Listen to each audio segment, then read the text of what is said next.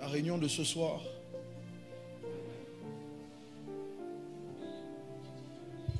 est tellement importante. Nous sommes à un carrefour, individuellement et aussi collectivement. Le message que vous avez entendu l'évêque François donner n'est pas un message, c'est un oracle. Il y a des temps comme ceux-ci, quand Dieu veut modifier le destin de quelqu'un, Dieu envoie un oracle. Le message de ce soir va rester dans les annales de vos vies, mais aussi de cette ville. De telle sorte qu'il y ait un avant et un après cette réunion. Ma seule crainte, ma seule appréhension, c'est que certains d'entre vous, vous ne sachiez pas reconnaître le temps de votre visitation.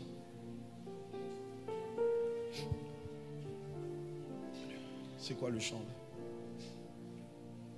Le chant qu'on a chanté chez Lionel. Déborde encore. Merci. Parce que là, ça m'emmène ailleurs. Ce que je veux dire est en accord avec ce que l'évêque François a dit, mais je veux commencer en vous lisant un texte. Parce que certains d'entre vous, vous avez été choqués par les choses qu'il a dites. 2 Pierre. 2 Pierre. Chapitre 3.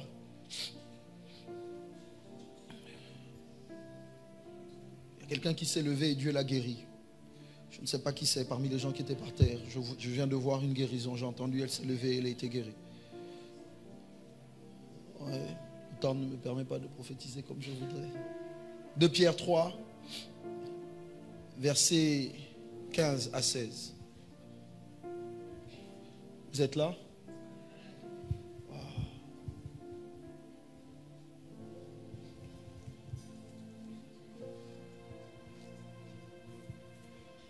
2 Pierre 3, 15 à 16. Je peux l'avoir sur l'écran, s'il vous plaît?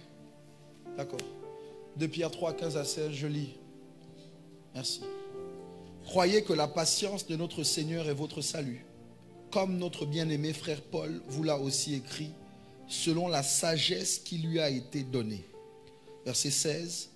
C'est ce qu'il fait dans toutes les lettres où il parle de ces choses, dans lesquelles il y a des points difficiles à comprendre, dont les personnes ignorantes et mal affermies tordent le sens, comme celui des autres écritures pour leur propre ruine.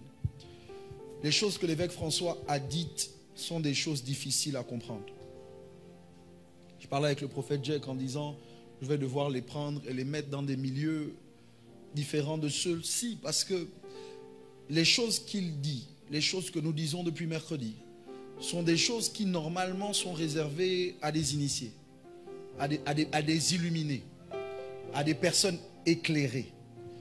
Et donc quand vous entendez ces choses et que vous êtes confus dans votre esprit, repartez et écoutez le message. Rapprochez-vous de votre leader, de votre pasteur, de telle sorte que vous ne soyez pas poussés à la ruine, parce que vous allez tordre le sens des choses partagées. Est-ce que vous m'entendez? Je ne lirai pas les textes, parce qu'on me dit l'écran de toutes les façons ne passe pas comme on voudrait. Mais je vous raconte les histoires. Ce soir, alors que je venais et que je savais que j'allais passer après l'évêque François, je n'avais pas de message. J'avais une seule pensée. C'est la pensée que nous avons depuis le début, c'est celle du sacrifice. L'évêque François a tellement bien parlé du sacrifice que je ne veux pas diluer ce qu'il a dit en rajoutant mes mots, mais je veux vous dire ceci. Dieu m'a parlé. Dieu m'a parlé et Dieu m'a dit que si tu veux passer à un prochain niveau, tu vas devoir sacrifier. Je ne parle pas de vous, je parle de moi. J'aspire à tellement plus. Je suis évêque, et j'aspire à des choses que l'œil n'a point vues et que l'oreille n'a point entendues, qui ne sont pas montées au cœur de l'homme, mais que Dieu a préparé d'avance pour ceux qu'il aime. Vous connaissez l'histoire d'Élie et d'Élisée. Élie est sur le point d'être enlevé, mon Seigneur.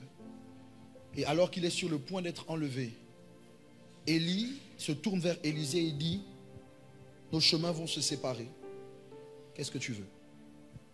Tu m'as servi avec tant d'abnégation. Tu as accepté de quitter ton père, ta mère. Tu as sacrifié des taureaux. Qu'est-ce que tu veux? Élisée dit à Élie, la double portion de l'esprit qui est sur toi. Élie lui dit, ce que tu demandes est difficile. Il ne dit pas impossible, il dit ce que tu demandes est difficile. Et voici la seule condition qu'il donne. Il dit, si tu me vois, quand je serai enlevé d'avec toi, ça t'arrivera. Il dit, si tu ne me vois pas, ça ne t'arrivera pas. Pendant longtemps, je n'ai pas perçu que ce texte demande à Élisée pas de voir ce qu'il va recevoir. Parce que ce qu'il va recevoir, c'est le manteau. Mais de voir ce qu'il va perdre.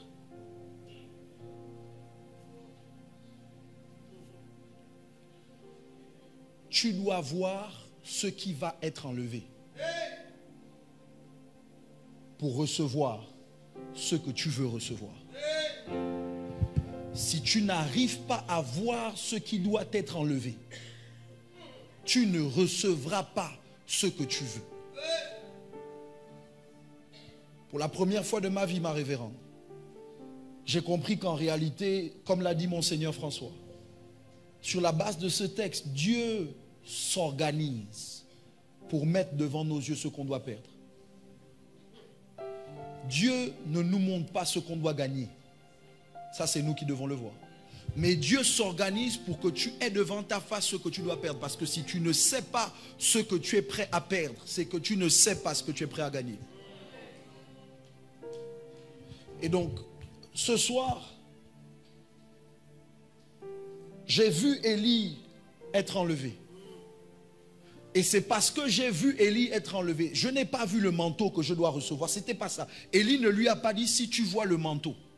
Non. Parce que le manteau, c'est ce qui reste. Mais tu dois voir ce qui part. Avant de recevoir l'esprit, il faut voir Jésus monter. Ceux qui sont qualifiés à être dans la chambre haute pour recevoir l'esprit qui doit descendre, c'est ceux qui étaient à la montagne pour voir Jésus monter. Tu ne peux pas être qualifié pour ce qui vient si tu te disqualifies des gens qui voient ce qui part. Le voile de Corinthiens 3,18. La Bible dit, nous tous qui le visage découvert contemplons comme dans un miroir la gloire du Seigneur. Nous sommes transformés en la même image, de gloire en gloire comme par le Seigneur l'Esprit. Écoutez-moi bien s'il vous plaît. Le mot dévoilé ou révélé, Apocalypse 6, parle du fait d'ôter le voile. Maintenant, le problème avec ce texte, c'est qu'en réalité, c'est ça, en réalité, Moïse a gardé le voile. Et la Bible dit qu'à chaque fois qu'on lit Moïse dans l'église, dans la synagogue, dans le temple, un voile est jeté sur les cœurs.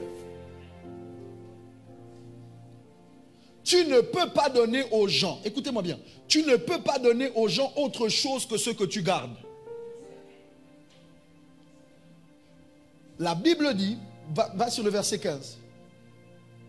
Allah, sobradi, allez. Jusqu'à ce jour, quand on lit Moïse, un voile est jeté sur les cœurs. Va sur le verset 13. Nous ne faisons pas comme Moïse. Lisez. Lisez. Qui mettait un voile.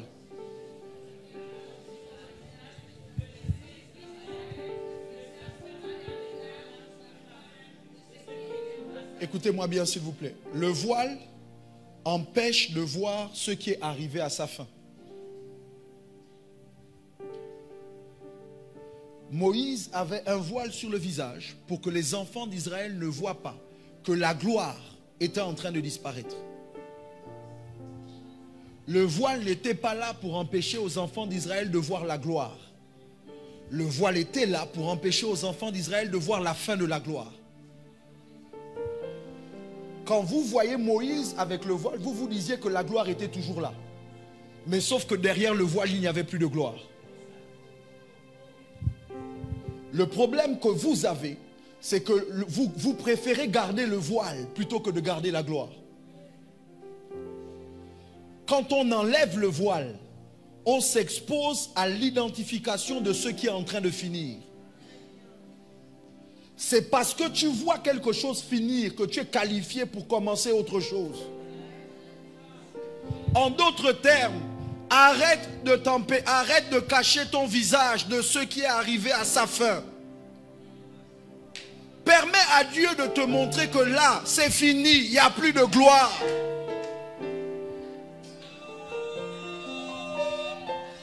Permets à Dieu de te montrer que là, c'est fini. La gloire a lâché la voiture. La gloire a lâché la maison. La gloire a lâché cet argent. Ce qui doit t'emmener à garder quelque chose, c'est la présence de la gloire. Mais quand la gloire est partie, tu dois laisser partir la chose.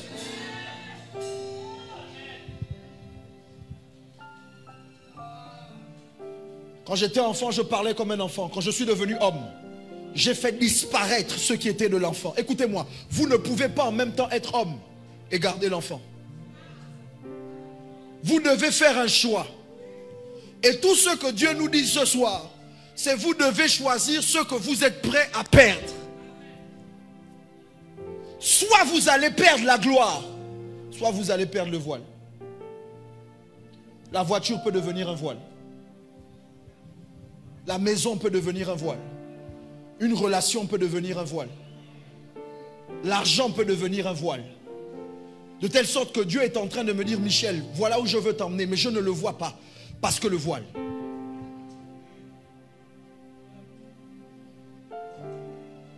Lot, qui signifie voile. Lorsque Lot quitte Abraham, Dieu dit à Abraham, lève les yeux. Le voile t'emmène à baisser les yeux. Lève les yeux et regarde, tout ce que tu vois, je te le donne. Avant de voir des choses que Dieu te donne, tu dois voir ce que Dieu veut te prendre.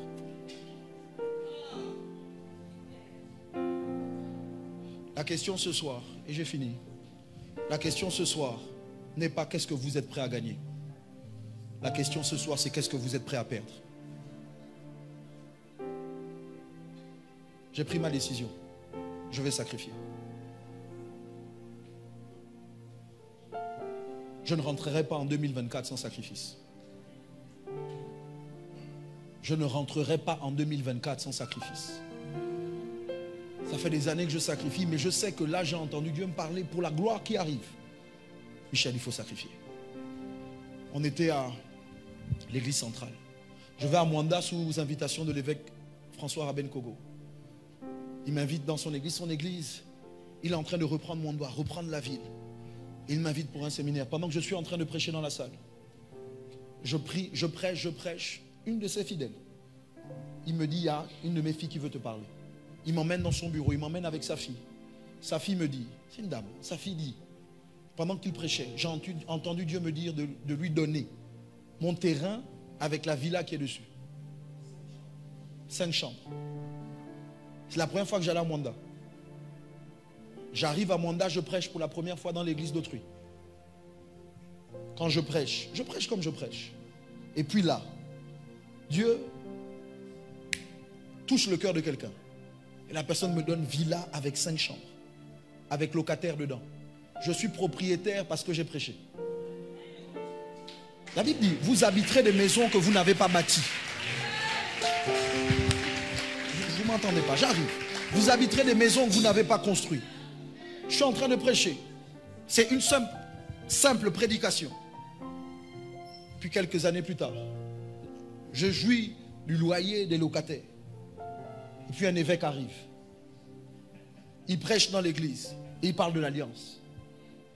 Et il dit qu'il faut renouveler son alliance avec son père spirituel, l'évêque général. Et là, il dit, vous devez déterminer ce que vous êtes prêt à mettre sur l'autel pour l'alliance. J'ai pas d'argent. J'ai pas d'argent, c'est que j'ai pas les montants que je veux avoir. J'ai de l'argent, mais j'ai pas les montants que je veux avoir. Et là donc il parle. Et il dit tout le monde doit, ceux qui veulent renouveler leur alliance avec leur père. Vous allez me dire à l'oreille, l'évêque est assis sur l'autel, sur un fauteuil. L'homme de Dieu est debout. Les gens doivent lui dire ce qu'ils sont prêts à sacrifier. Et là, je suis debout comme ça, je réfléchis. Qu'est-ce que je sacrifie? D'abord, c'est déjà mon père. Tout le monde sait que c'est mon père. Mais j'entends Dieu qui dit, il faut sacrifier. Dans mon cœur, j'entends ta vie là. Donne-la. J'ai dit, hé Dieu, il y a ma femme. Quand vous ne voulez pas donner, vous trouvez l'excuse. J'ai dit, Seigneur, la femme que tu m'as donnée. Je vais voir ma femme. Ma femme me dit, c'est exactement ce que Dieu a mis dans mon cœur. Quand Dieu veut te bloquer, il s'organise pour que même ceux qui allaient te dire non ne te disent pas non. Tu cherches même que ton mari te dise non, non, non, non, non, non, non. Ton mari te dit c'est ça là qu'il faut faire. Donc je dis à ma femme me dit c'est ça qu'on doit emmener. Donc je viens devant l'évêque. Je dis à l'évêque, pas l'évêque général, c'est un autre évêque. Je lui parle à l'oreille, je dis ok, voici ce que je donne. Je donne la villa. Écoutez-moi bien. Quelqu'un de charnel va se dire oh non. Mais quelqu'un de spirituel va se dire Dieu a mis le sacrifice dans ma main plusieurs années avant pour que ce jour-là je sois capable de sacrifier. C'est l'histoire d'Isaac.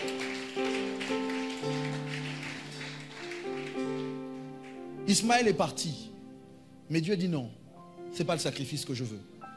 Tu as déjà perdu Ismaël, mais donne-moi ton fils, ton unique, celui que tu aimes. Si Ismaël n'était pas parti, il n'y aurait pas d'unique, celui qu'il aime. Dieu s'organise pour que tu perdes, que tu perdes, que tu perdes, jusqu'à ce que tu n'aies plus qu'une seule chose. Et ce jour-là, quand tu te dis Seigneur, j'ai tellement perdu pour toi, Dieu dit non, pas encore. Donne-moi ce qu'il te reste. Dieu n'est pas impressionné par ce que vous donnez. Écoutez-moi. Dieu est impressionné par ce que vous gardez. Dieu ne regarde pas à ce que tu donnes. Il regarde à ce que tu gardes.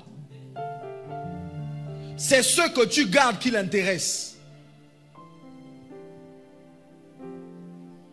Donc ce jour-là, j'ai pris la villa. Je donne. J'ai donné de l'argent. J'ai perdu des relations sur l'autel. J'ai donné des biens. Et je donne. Et là, j'ai entendu Dieu. Je sais que je suis dans une nouvelle saison. Il va falloir que je sacrifie. Je vous en supplie, je vous en conjure, je vous en prie par les compassions de Christ. Ne sortez pas de ce lieu sans avoir accepté de sacrifier ce qui vous coûte. Pour certains d'entre vous, c'est peut-être pas de l'argent, c'est une voiture. J'ai parlé à quelqu'un, Dieu me parle à 3 reprises, mon Seigneur, Dieu me parle à 3 reprises sur quelqu'un que je connais, que je côtoie. 3 reprises, et Dieu sait que j'aime pas ça. 3 fois, parce que aujourd'hui j'ai accepté que je suis prophète, j'ai accepté que je suis évêque, j'ai accepté que je suis prophète. Je viens voir la personne, j'entends Dieu me dire, dis-lui de te donner sa voiture. J'ai dit à Dieu, il faut arrêter ça, les gens vont penser que moi j'en ai après leur voiture. Il faut arrêter ça, j'ai ma réputation. Dieu dit, dis-lui, je vais la voir. J'ai dit, la voiture là, je décris la voiture. Dieu a dit que tu me la donnes. Je regarde son visage pour voir si elle s'énerve ou elle se fâche. Elle ne se fâche pas. À la fin du culte, je l'appelle dans mon bureau. Je dis, tu as entendu ce que je t'ai dit? La voiture là, Dieu dit que tu donnes. Elle dit oui, Dieu m'avait déjà parlé. Non, attendez, alléluia. Attendez, j'ai parlé une fois. La voiture ne vient pas. J'ai parlé 2 fois. La voiture ne vient pas. La dernière fois, Dieu me dit, prends-lui les clés. Authentique. On a une réunion. Je prends les clés. Mais comme je suis pastoral dans l'âme, je prends les clés de la voiture. J'ai dit, Dieu a dit que je dois prendre la voiture. Ça fait 3 fois. Toi-même, tu sais. Elle me dit oui. Mais elle me dit, bon, laisse-moi d'abord repartir. Demain, je ramène. Elle n'a jamais ramené. Attendez. Il faut que vous sachiez que quand elle n'a pas donné, elle a envie, les choses semblent aller. Quelques semaines plus tard, des gens se mettent ensemble dans l'église et m'offrent une voiture.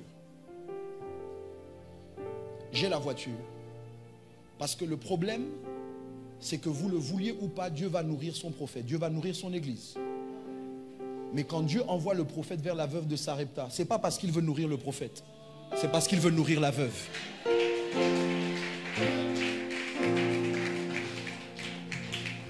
Si Dieu est capable de nourrir son prophète avec des corbeaux, c'est qu'il n'a pas besoin de la veuve. La seule raison pour laquelle il l'envoie vers la veuve, c'est parce que la veuve est sur le point de manger son dernier repas. Il l'envoie chez la veuve pour que la veuve ne meure pas avec son fils. Écoutez-moi bien, ça veut dire que quand Dieu vous demande, c'est qu'il veut vous faire vivre. Si Dieu ne veut pas vous sauver, il ne vous prend rien. Quand Dieu veut vous sauver, Dieu vous tue. Celui qui voudra sauver sa vie la perdra, mais celui qui la perdra à cause de moi la retrouvera. Ça veut dire que tu vas choisir, tu vas mourir de toutes les façons. Mais soit tu mourras sur l'autel de Dieu et tu ressusciteras. Soit tu mourras sur l'autel de ton ego, de ta famille, de tes inquiétudes. Et personne ne te ramènera à la vie. La seule personne qui est capable de te ressusciter, c'est la personne qui te tue.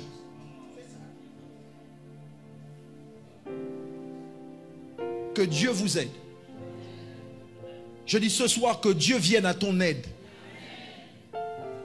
Recevons Monseigneur François Rabenkobo.